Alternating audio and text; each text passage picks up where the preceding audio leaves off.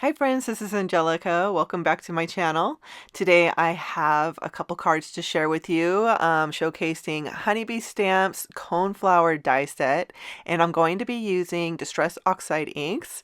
I'm going to use the Oxide inks to ink up this flower and to make a smushed background. Now, before I get started with this project, I do want to have a conversation with you about sponge daubers. So I'm going to go over to real time and talk for a couple minutes, and then we will jump into the project. Good morning, friends. I thought I would come on here and talk to you for a couple minutes before I jump into a project. It is super early in the morning. I craft really early. I usually get up about 4:30 in the morning, have a cup of coffee while I sit at my desk and try to figure out what I want to do.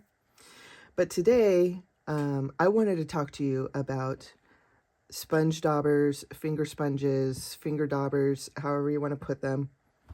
I have had my set of sponges for about 3 years now, and they are done. It is time to retire them.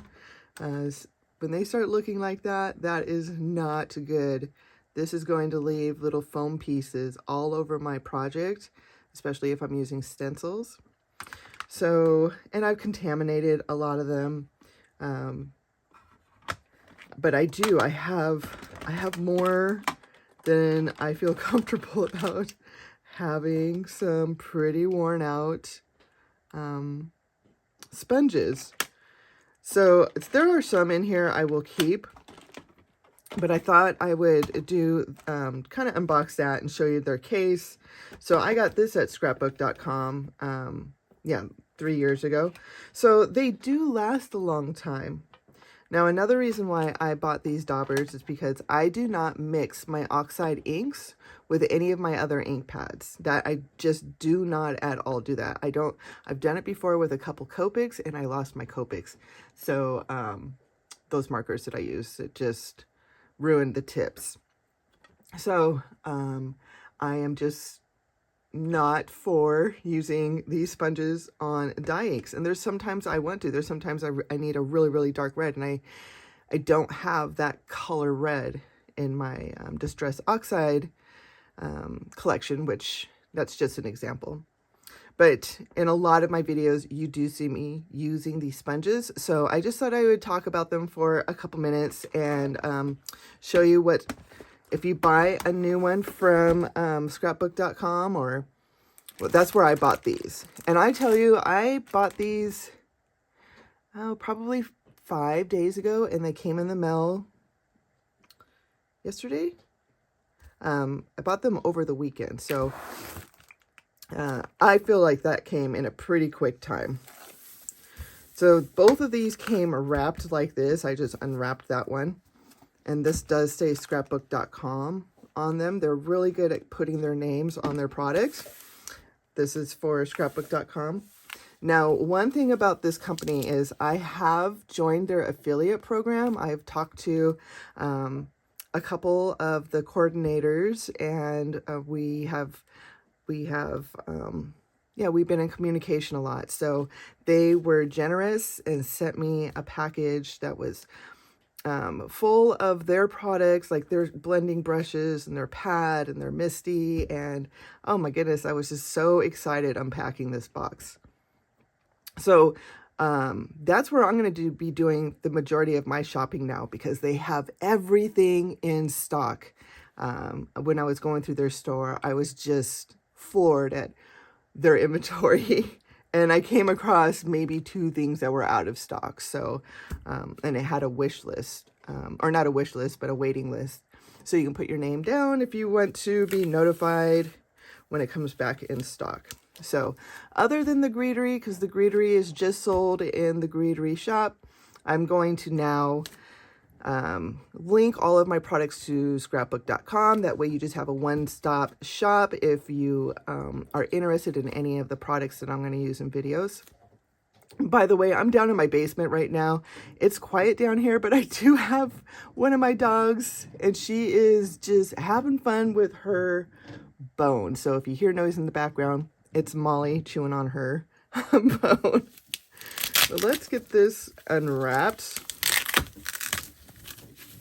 And even though I am an affiliate, like I said, I do my shopping at scrapbook.com too, so I did buy these. I also bought, I thought I bought their adhesive. I'm down to my last roll. And here, let me show you.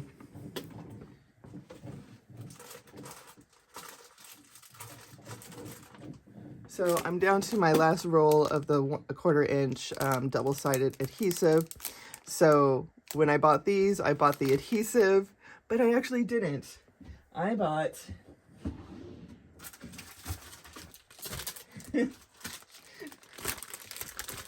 three foam adhesives. I don't even know why I didn't even miss the price. Unless they're really close in price. I was not paying attention. So these, I mean, I love foam. I love foam tape, especially when I'm making shaker cards. So I'll be putting another order soon in so I can get that adhesive.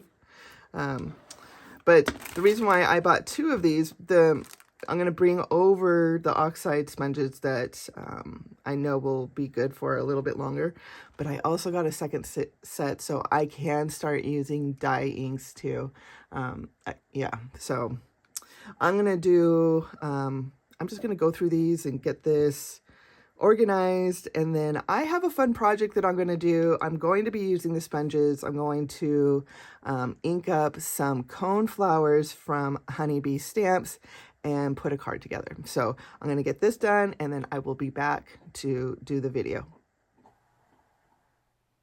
I have my die cut machine on screen, and I'm going to die cut the Coneflowers. I did use a full sheet of 8.5 by 11 Nina Solar White 110-pound cardstock, which I did cut that sheet in half, and then I ran each sheet through my die cut machine so I can have the pieces to make 2 flowers. Now we're going to jump into the ink blending, and I do have the sponge daubers. I'm using picked raspberry and wild honey for my distress oxide inks on these flowers. I wanted the inside of the flower petals to be bright pink, and then that blend out to yellow. So when you put pink and yellow together, it makes orange. So there's going to be a nice gradient from pink to yellow on the petals. Now, when I was editing this video, I realized I was working with a really dry picked raspberry ink pad. I don't know why I didn't realize this while I was working with it, but I do have a re-inker, so I will be putting some ink onto that pad so this doesn't happen again. Because usually with the sponge daubers, you just dab them onto your Distress Oxide ink pad, and the sponge picks up a lot of ink because these pads they're really loaded with ink.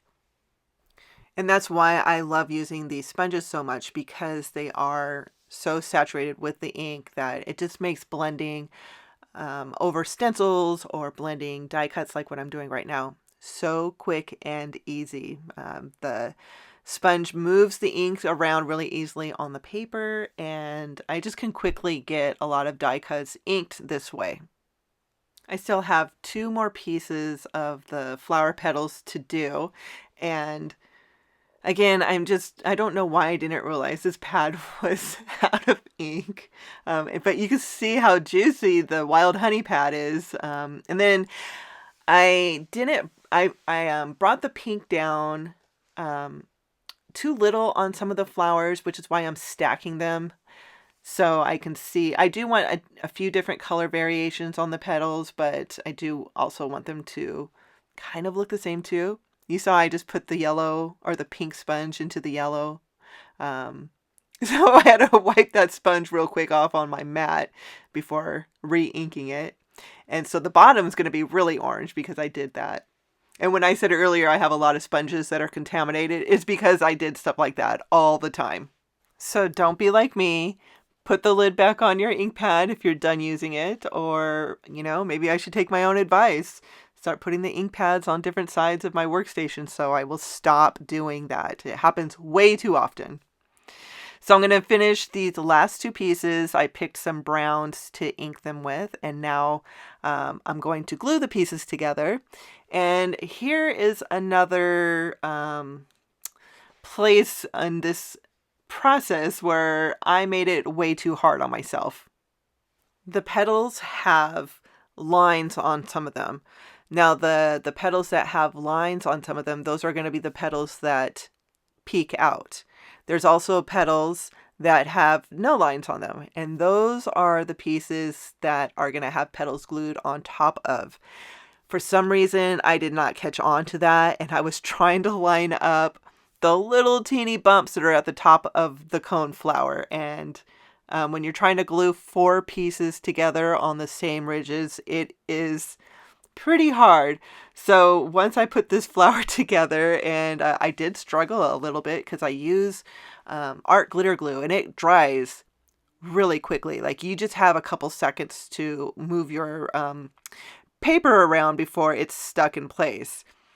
So after I had my struggle session putting this flower together, yeah, it hit me that, oh, I just need to line the petals up. So I was able to put the second flower together like in under a minute. And of course, I did not have my camera on, or I would have showed you that process instead of my struggle fest.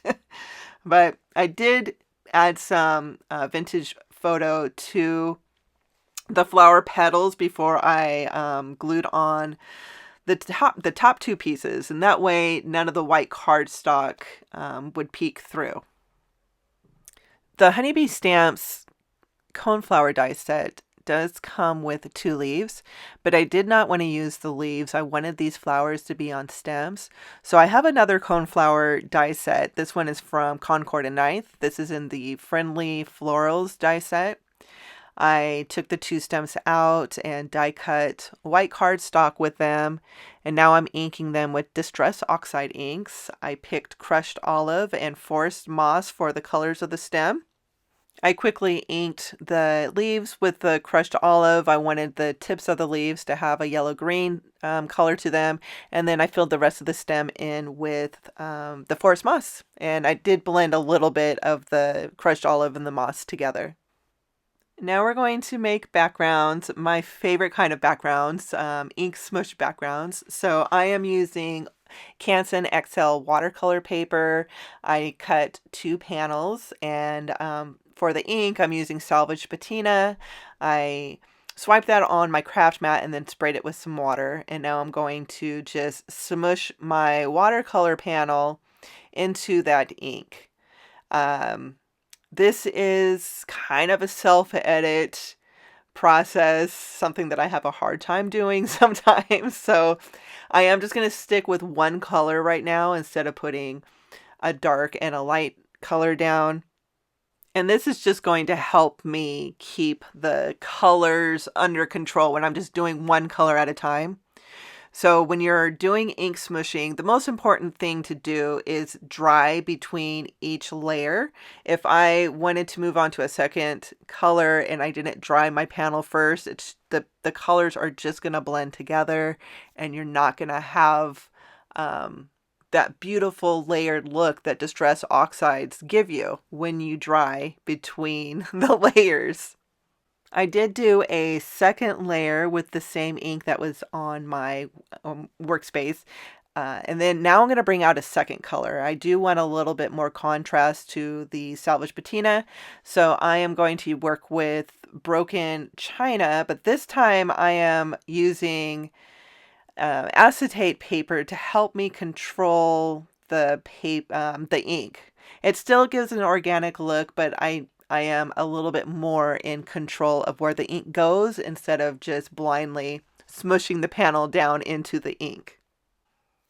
There are many options out for backgrounds. There are background stamps, background stencils, cover plates that you can run through your die cut machine to die cut a background, foil plates, and then there's ink smushing, and this is my favorite background to make. It's very inexpensive because you just need some ink, and I really like clean and simple cards, so the less product that I can have on my cards sometimes for me is better than putting a whole bunch of different stuff on the card. So ink smushing, it's just another way to make my cards vibrant but still be clean.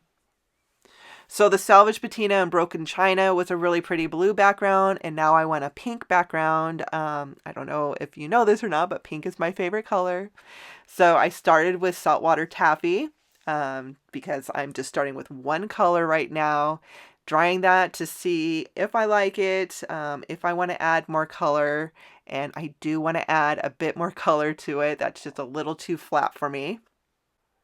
The second color that I'm going to use is Victorian Velvet, and I am going to use acetate to add this color to the panel. I was expecting the ink to be a bit darker than it turned out, which is why I was going to use the acetate, or why I did use the acetate. But when I was putting the color on the panel, I realized this was just blending right into the saltwater taffy background, and you just really could not tell a difference. So I'm going to quickly dry this layer and pick out another ink. I decided on Aged Mahogany, which is a beautiful brown red color, but it's also pretty dark. So again, I'm going to use the acetate, and I'm also going to mix it a little bit with the last of the Victorian Velvet that I have on my workspace. And mixing those two inks together really helped keep the Aged Mahogany dark color under control, so it didn't become overpowering on the panel. So I'm just going to keep kind of messing around with it, dry this layer. I still have a little bit of ink on my workspace, so I am going to ink smush or smush this panel into the ink since there's just such a little bit. Now with both of the panels, I did make sure to leave a white space on the bottom right corner so I can stamp a sentiment and not have to do any die cutting. I also like to stamp onto card bases or onto a panel. I love stamping the sentiment onto the panel. It just helps keep the very clean and simple look.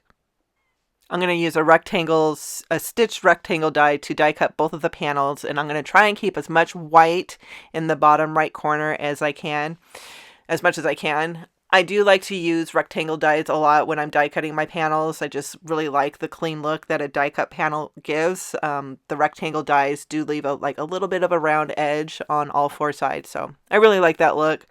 Plus, it helped with the warping that both of the panels were going through because of the water, and the heat tool just really warped the watercolor paper. So I have a grip mat in my MISTI to help kind of hold that watercolor paper down, and it did pretty good with the blue panel.